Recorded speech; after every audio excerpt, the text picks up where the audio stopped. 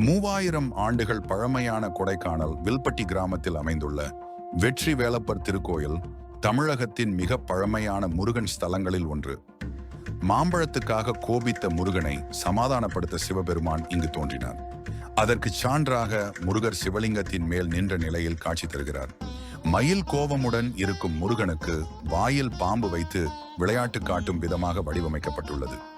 இங்குதான் போகரும் முனிவர்களும் முருகரின் தெய்வீக உருவத்தை கண்டனர். அதே வடிவிலேயே இங்குள்ள சிலை வடிவமைக்கப்பட்டுள்ளது. சுற்றிலும் பீடக்கற்களால் அமைந்த நவகிரகங்கள் சிவன் முருகன் நவகிரக நாயகர்கள் ஒன்றென்பதை எடுத்துரைக்கின்றன. பாண்டியர் காலத்தில் கூன் பாண்டியர் இக்கோயிலை மேம்படுத்தினார். இடும்பன் கடம்பன் நடுவில் சிவனும் இருக்கும் சன்னதி மற்றும் புலிப்பாணி சித்தரின் சிலையும் இங்கு காணலாம். அர்ஜுனனின் தவத்தை கலைக்க சிவன் பன்றி வடிவில் வந்த நிகழ்வால் இத்தலம் வில்பட்டி என பெயர் பெற்றது. இன்றும் தைப்பூசம் அன்று முருகருக்கு தலைவலி வருவதாக ஊர் மக்கள் கடுகு வெள்ளை பூண்டை அரைத்து பீடத்தில் பூசி வழிபடுகின்றனர்.